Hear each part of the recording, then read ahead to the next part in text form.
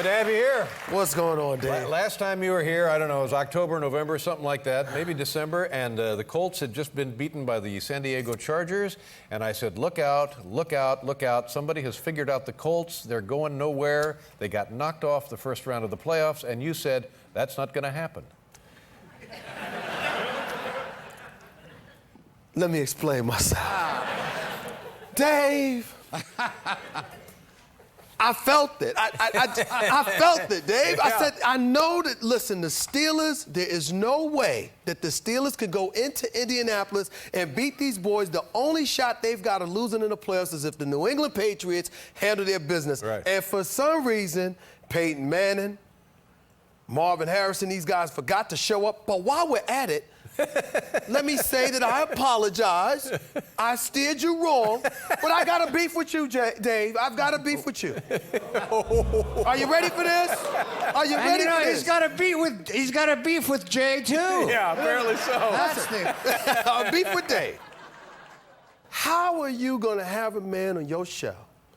Vanderjack misses a 46-yard field goal and then has the audacity to come and make it on your show. It was pretty good, wasn't it? It disgusted me because I'm sitting there saying to myself, you put me in a position where I've got, because remember, you asked me to come back and I promised you I'd be back, and I said to myself, how am I going to explain this? And then I watched the show and I said, that man better miss it. He better miss this field goal on Dave Letterman's show. And he made it there. Made the field goal, yeah. I think he did it on purpose.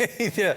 But now you bring up an interesting point, or maybe, I don't know, somebody brought up an interesting point about the officiating. And the officiating in that game, there were some questionable calls. And then also, likewise, in the Super Bowl, there were some questionable calls. Well, do people make too much of that, or is it a legitimate concern? Well, I definitely think they made too much of it with Indianapolis, because I think the Colts got punched in the face. They got beat up. They got, the Steelers just beat them, period. They didn't show up that afternoon.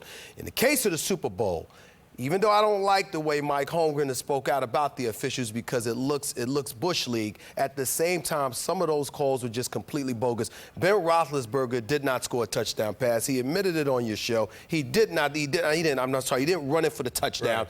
And Darrell Jackson, that was a push-off, but it was a ticky-tack. This is football, man. This is the early touchdown that was called back from Seattle. That's right. Yeah. That's right. I mean, they pushed him off. They say they extended his arm and everything. And then you look at the NFL and you're saying to yourself, you know what? Maybe, just maybe, if you hired officials full-time, you got about an $18 billion television contract. You think you would be able to afford to hire officials full-time, and maybe if they were working overtime, they wouldn't make these mistakes. Right, but that's just me. Sure.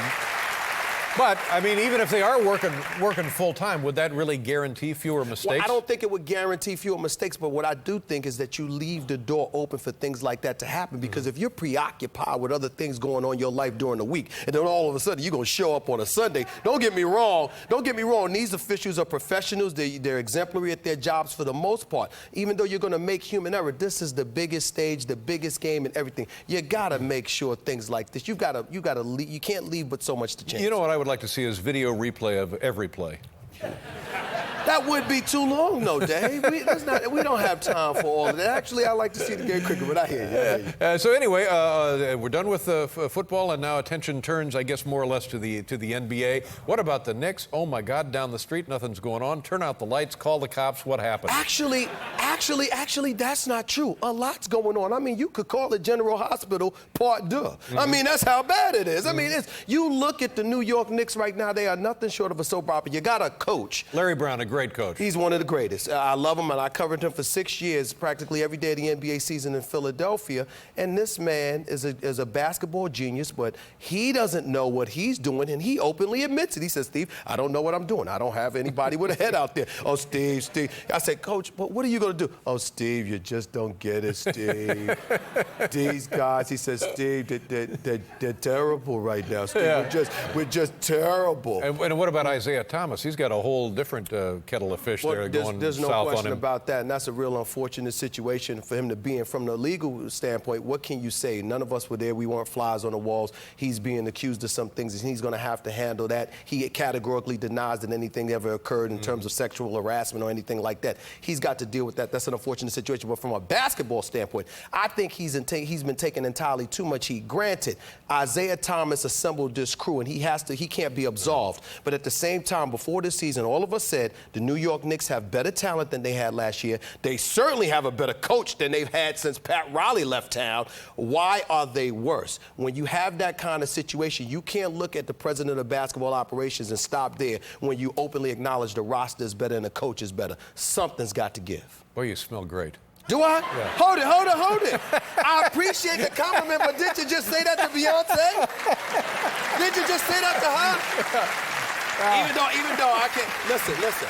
You compliment Beyonce. What about Kobe Bryant scoring 81 points? Does that mean anything, really? No, not really. Yeah. I mean, he's sensational. We know he's big time, but 81 points is 81. You don't get that every day. Make no mistake about it. But it's not like it's gonna happen again tomorrow. He was playing against the Toronto Raptors. No disrespect, but it was against the Toronto Raptors. I mean, he had previously early in the season he had scored 62 and 60-something like then 3 quarters. Sat down. But it was against the Dallas Mavericks. But toward in the Toronto game, they were setting him up in the second half. Well, they were setting him up late in the game because they knew that he was capable of doing that. But he did it in the context of winning until those last 4 minutes. Then guys were feeding him. But then again, you got guys like Slava Medvedenko and Chris Mim and other people like that on the show. What are they supposed to do? You smack them upside the head if they don't get past half court and give you the ball. Now, in your college, high school career, or any time, did you ever play any basketball? I played college basketball at Winston-Salem State. Well, you know what? I thought I was good. Yeah. Now the stats don't necessarily show that for a variety of reasons, but I thought I was pretty good, but I cracked my kneecap in half my freshman year and I never recovered from that. So now I spend a lot of time beating up on a bunch of guys that think they can play against me. My problem is when I step on a basketball court, oh, Dave, I could play against anybody for a half hour. Then after that, all of a sudden you start looking at that birth certificate and you're like, I'm getting up there. I'm not what I used to be. Yeah, that's right. How old are you? I'm 38. Oh, my God. 38. Yeah, well, let's get you a cab. Yes, I need one.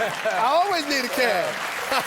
Good to see you again, Stephen. Good to see you. Stephen A. Smith, ladies and gentlemen, quite frankly.